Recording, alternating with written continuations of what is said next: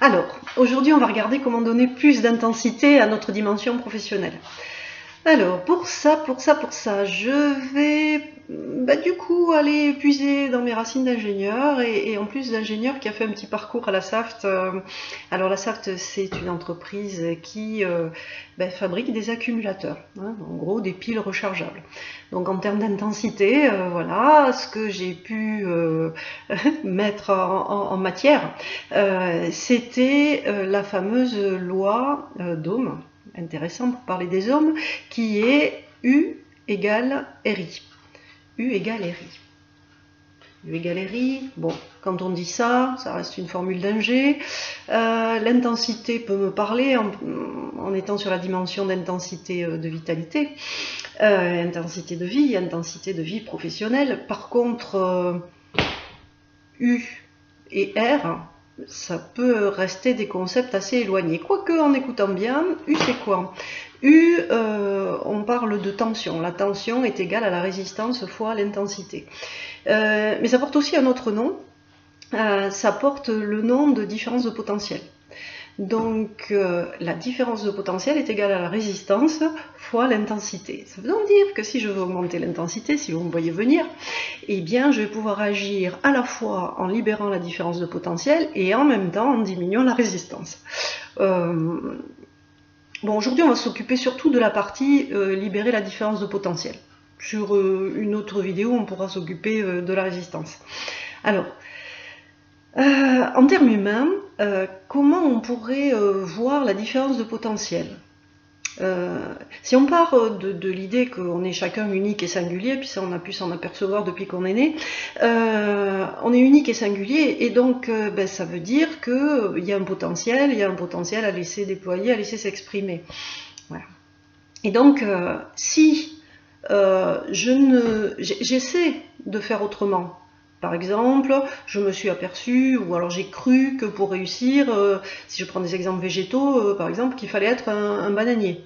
Que ce qui marchait bien pour avoir du travail, c'était de m'orienter vers là, de travailler dans une entreprise comme ça et de faire comme si. Voilà. Donc, imaginons que je sois un magnifique fraisier qui donne des fraises succulentes, excellentes, voilà, et que je joue le bananier. Les gens, quand ils vont venir, eh bien, au final, quand ils vont croquer dans ces soi-disant bananes et vont faire...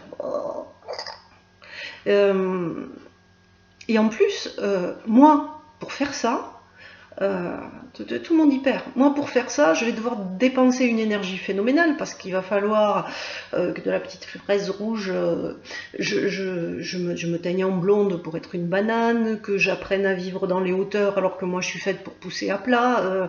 Voilà, en termes d'image, vous voyez déjà l'énergie qui est gaspillée et qui finalement ne sert pas les autres. En revanche, il y a là une piste extrêmement intéressante d'un point de vue stratégique, que ça soit à titre personnel, sur un positionnement de vie professionnelle réussi au sein d'une entreprise, ou que ce soit pour l'entreprise elle-même au sein de son environnement.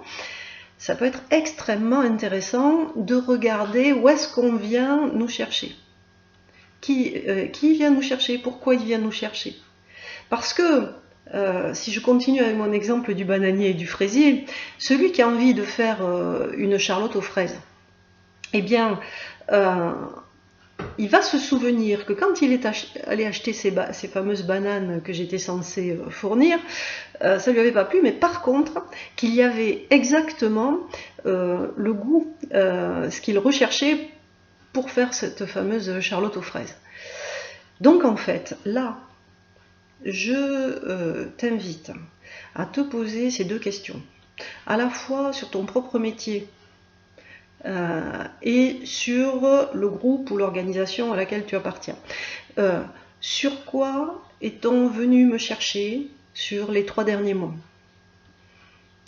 Quelles ont été les sollicitations de mon environnement à mon égard? Bien souvent, nous n'y répondons pas parce que nous sommes un peu dans un effet titanique qui est en fonction d'objectifs, de choses sur lesquelles on s'est orienté. On a dit qu'on irait par là et donc on ne ferait pas ça. Mais se poser une fois par trimestre, une fois par semestre, se demander sur quoi est-on venu me chercher.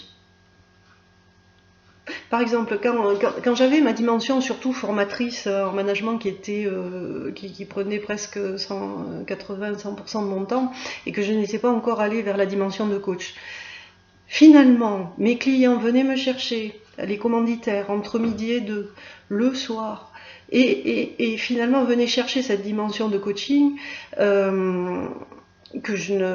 pour laquelle je n'avais pas vendu de prestations, c'est pour laquelle a priori, j'étais pas là pour ça, ni dans sa tête à lui, ni dans ma tête à moi. Voilà. Voilà, et écoutons ce sur quoi on vient nous chercher.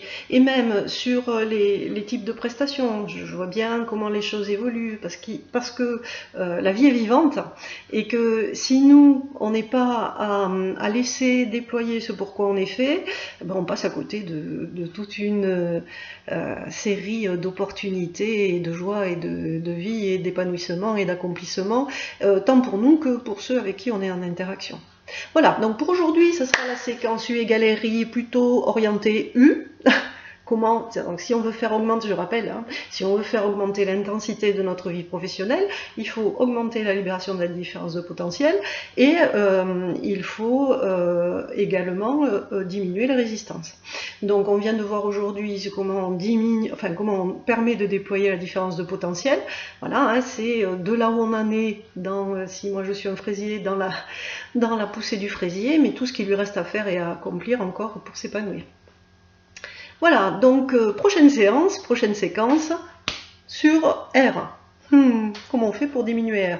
Donc déjà on va essayer de comprendre d'où vient R et puis alors ça serait intéressant parce que je pense que je ferai 2 vidéos, une sur laquelle on va regarder comment on fait pour diminuer R à titre personnel et l'autre on fera comment diminuer R à titre collectif. Bon, si ça t'intéresse hein, et que tu n'es pas encore abonné, tu peux cliquer sur le petit truc en bas et puis je te dis à tout bientôt. Voilà, en tout cas dans un mois.